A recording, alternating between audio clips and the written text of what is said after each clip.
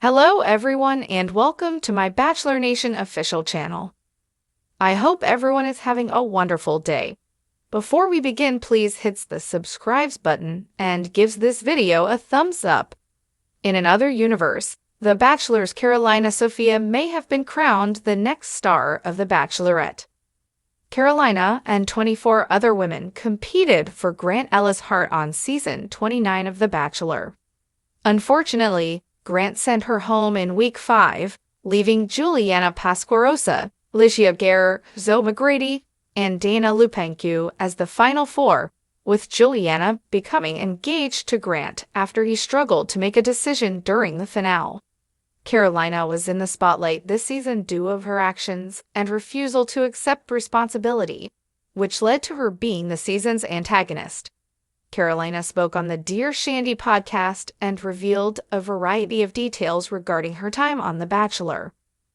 She was once asked if she thought she might be picked as the Bachelorette star for the upcoming season. Carolina agreed. It seemed like a possibility. She went on to say that there were some things about the process she couldn't discuss. She was unaware that the Bachelorette would be on vacation this year, so the announcement came as a complete surprise. It's intriguing that Carolina stated unequivocally that she was unable to discuss certain aspects of the Bachelorette casting process, implying that she was most likely under consideration by producers. If that's the case, it's perplexing that the casting executives didn't inform her that the Bachelorette was going on sabbatical in 2025.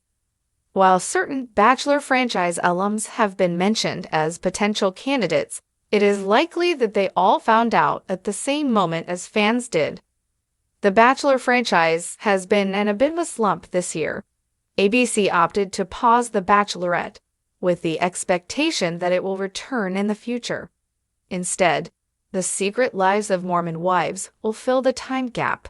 Bachelor in Paradise is returning from its own break. Carolina's recent appearance on The Bachelor did not perform well in terms of ratings. This delicate house of cards has begun to collapse, leaving many concerns but few answers regarding the franchise's future.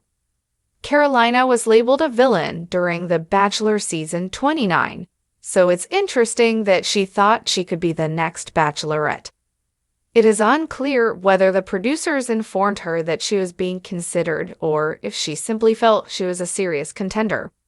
However, when The Bachelorette returns, it will be intriguing to see if the producers cast from The Bachelor season 29 or bypass it entirely.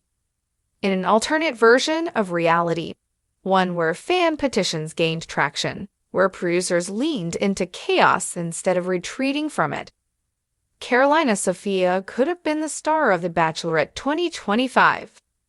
To anyone who watched season 29 of The Bachelor, that might sound like a bold claim.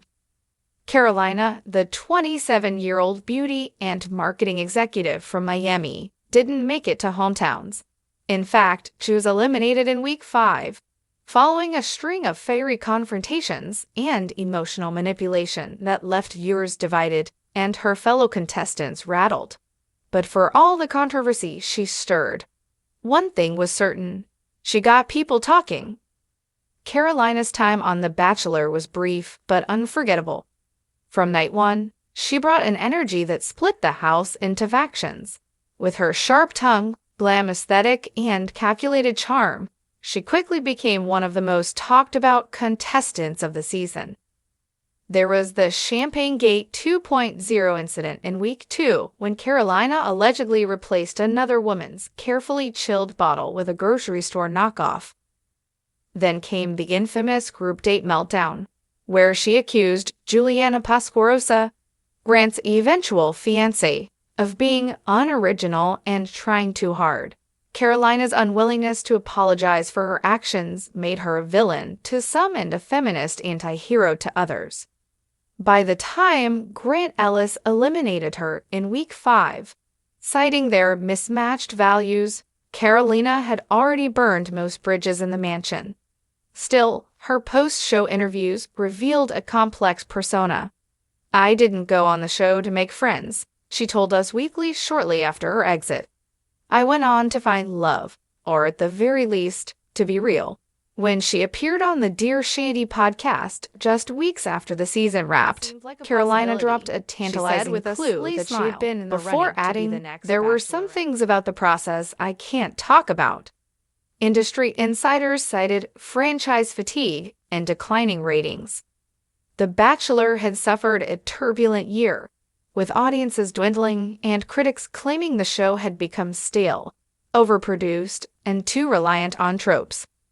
Grant Ellis's indecisiveness during the finale, where he wavered between Juliana and Licia before choosing Juliana only seconds before the final rose, didn't help the show's credibility.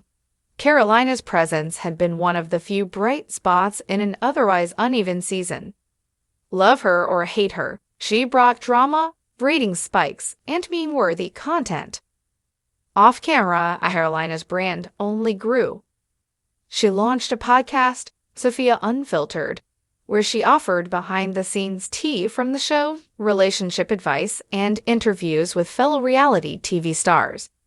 She amassed over 750,000 Instagram followers and secured endorsement deals with beauty and wellness brands, all while subtly teasing that she was once in serious talks with ABC. "There were meetings," she said cryptically on her own podcast. "I met with certain people. I was told to be available in case things changed." Did that mean she had signed a contract? Had producers actually courted her as the next lead? She never confirmed, but the breadcrumbs were enough to keep Bachelor Nation buzzing. Some former leads chimed in. "Honestly, I wouldn't have been shocked if they gave her the role," said Caitlin Bristow on Off the Vine. "She would have brought a whole new energy." Others were less charitable. "She was manipulative on the show," said Licia Gare in a live Q&A. "If that's what they want the franchise to represent, then maybe the break is for the best." What makes Carolina's near miss so compelling is what it says about the franchise itself. The Bachelor has long tried to toe the line between traditional love stories and modern entertainment. Casting a woman like Carolina, bold, unapologetic, and morally ambiguous, as the lead would have signaled a radical shift. By putting the Bachelorette on hold instead of handing her the reins, ABC may have sidestepped controversy, but they also missed a chance to evolve the format. Reality TV is no longer just about aspirational romance. It's about personality, tension, relatability, and unpredictability. Carolina offered all of that in spades. In fan forums, Reddit threads, and podcast discussions, the question lingers. Was the franchise too scared to embrace the villain as the heroine? Or were they simply out of ideas? While Bachelor in Paradise is slated to return in late 2025, its format and cast remain under wraps. Carolina has been cagey when asked if she would appear. "I'm not saying yes or no," she said during an Instagram Live. "Let's just say, Mexico isn't off the table." As the Bachelorette remains in limbo, Carolina has carved out a lane for herself outside the franchise. She's developing a book proposal, rumored to be a hybrid memoir and dating manifesto. She's in talks for a digital reality series. And most notably, she's still single, something she playfully reminds her fans of every week. Thanks for watching. If you liked this video, do not forget to subscribe to my channel and do not miss any update.